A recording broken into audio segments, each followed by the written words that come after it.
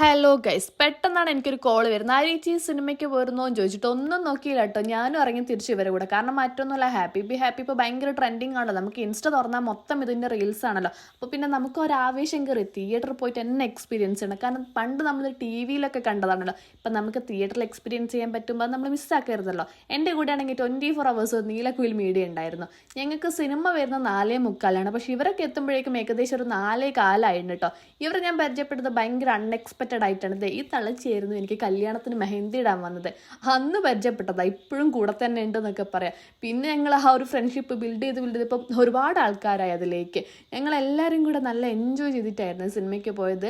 ഞങ്ങൾക്ക് പെട്ടെന്ന് വടകര എത്തുമ്പോഴേക്കാണെങ്കിലോ നല്ല കിട്ടിലും ബ്ലോക്കും കിട്ടി. ആ ബ്ലോക്ക് അങ്ങനെ കവർ ചെയ്യുന്നുള്ള ചർച്ചയിലായിരുന്നു ഇവരുടെ. ഒരടി മുന്നോട്ട് നീങ്ങുന്നുണ്ടായിരുന്നില്ല, അത്രയ്ക്കും ബ്ലോക്കായിരുന്നു കേട്ടോ. പിന്നെ ഞങ്ങൾക്ക് ഫുള്ള് കൺഫ്യൂഷനായി, നമ്മൾ എത്തുമോ ഇല്ലയോ എന്നൊക്കെ. അതിൻ്റെ ഇടയിലാണെങ്കിൽ അവിടെ എന്തോ ബസ് താണതോ അങ്ങനെ എന്തോ പ്രശ്നമൊക്കെ ഉണ്ടായിരുന്നു.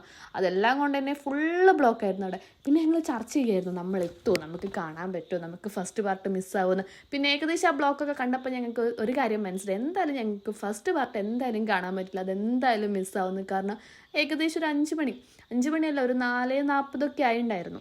പടം യൂട്യൂബിൽ ലീക്ക് ആയിട്ടുണ്ട്. അതുകൊണ്ട് ഞങ്ങള് പ്ലാന് ക്യാൻസൽ ചെയ്ത്. പിന്നെ ആ ബ്ലോക്ക് കണ്ടപ്പോൾ എനിക്ക് ഏകദേശം കാര്യം മനസ്സിലായി, ഫസ്റ്റ് പാർട്ട് എന്തായാലും മിസ്. അത് പിന്നെ ഞങ്ങൾ യൂട്യൂബിലും കണ്ടു. ഞങ്ങൾ അല്ലു അർജുന്റെ സിനിമ കാണാൻ വേണ്ടിയിട്ടാണ് ഇത്രയും സ്ട്രഗിൾ ചെയ്ത് പോകുന്നത്. അപ്പൊ ഞങ്ങളുടെ വീഡിയോ മാക്സിമം അല്ലു അർജുനിലേക്ക് ഷെയർ ചെയ്യാം. അതെ, അല്ലു അർജുൻ ലൈക്ക് ചെയ്യാം, ഷെയർ ചെയ്യാം, സബ്സ്ക്രൈബ് ചെയ്യാം. തലപ്പോലും വല്ലതും സപ്പോർട്ട് ഉണ്ട് കാണാൻ.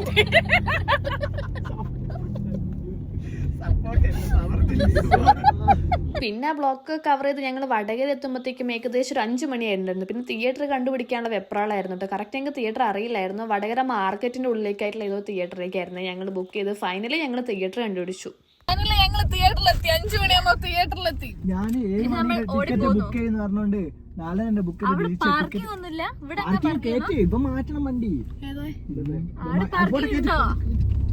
വണ്ടിയൊക്കെ പാർക്ക് ചെയ്ത് പിന്നെ ഞങ്ങൾ നേരെ തിയേറ്ററിലേക്കുള്ള ഓട്ടമായിരുന്നു കേട്ടോ.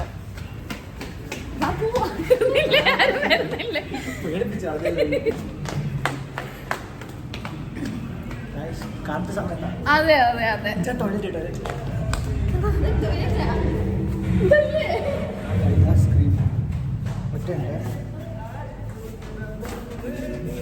ശരിക്കും കോമഡി ഇവിടെയാണ് ആരംഭിക്കുന്നത്. കാരണം ഞങ്ങൾ എക്സ്പെക്ട് ചെയ്ത എന്താ, തിയേറ്റർ മൊത്തം ആൾക്കാർ ഭയങ്കരമായിട്ട് ഇളകി മറിയുന്നു, ഭയങ്കര എൻജോയ് ചെയ്തിരുന്നു. പക്ഷെ ഒന്നും ഉണ്ടായിരുന്നില്ല, എല്ലാവരും ഒരുമാതിരി സൈലന്റ് ആയിരുന്നു. ഞങ്ങൾക്കാണെങ്കിൽ സൈലന്റ് ആയിട്ട് ഇരിക്കാനും പറ്റില്ല, ഞങ്ങളങ്ങ് വൈബാക്കി അവിടുന്ന്.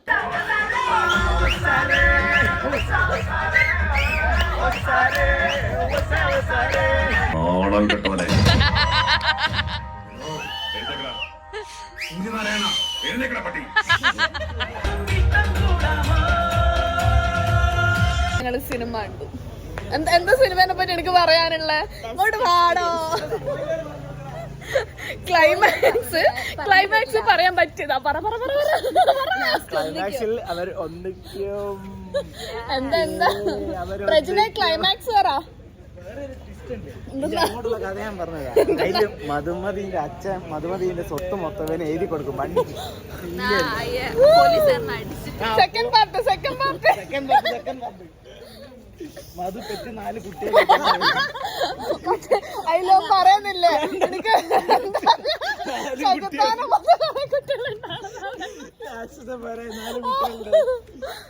രാക്ഷസന്മാരായ വണ്ടിയും പിടിക്കുന്നു.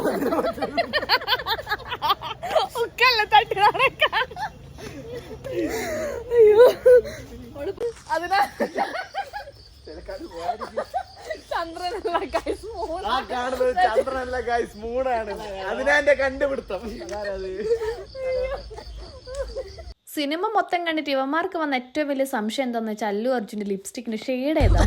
ലിപ്സ്റ്റിക് വേറെ ലിപ്സ്റ്റിക്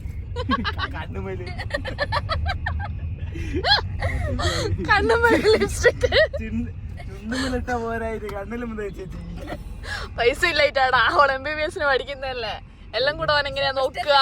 അതന്നെ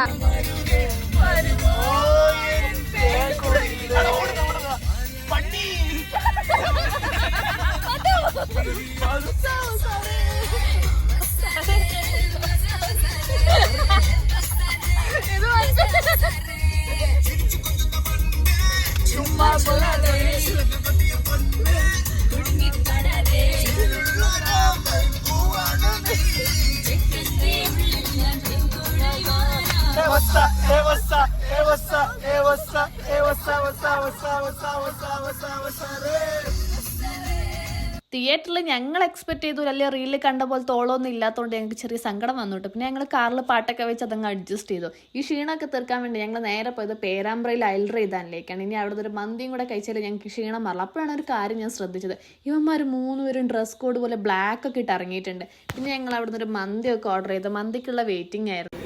ഞങ്ങൾക്ക് മന്തി സ്പോൺസർ ചെയ്ത് അതിനാണ് വലിയ റിച്ച് മാന. പൈസ ഇനി തരുമോ മൈക്ക് വാങ്ങാൻ? തരുമോ? കിട്ടുമ്പോ അല്ലേ. ഇപ്പൊ ഞാൻ പിച്ചക്കാരിയാ. അങ്ങനെ മന്തിയൊക്കെ വന്നു. പിന്നെ ഞങ്ങൾ കഴിക്കേണ്ട തിരക്കിലായിരുന്നു. അപ്പൊ എന്റെ വീഡിയോ ആദ്യമായിട്ട് കാണുന്ന ആൾക്കാർ എന്തായിരുന്നു സബ്സ്ക്രൈബ് ചെയ്യണം. വീഡിയോ ഇഷ്ടമായാലും ലൈക്ക് ചെയ്യുക, ഷെയർ ചെയ്യുക, കമന്റ് ചെയ്യുക. എന്തെങ്കിലുമൊക്കെ മാറ്റം വരുത്തണമെങ്കിൽ ജസ്റ്റ് ഒന്ന് പറയണം. അപ്പൊ അടുത്ത വീഡിയോ കാണാൻ. Tata bye bye.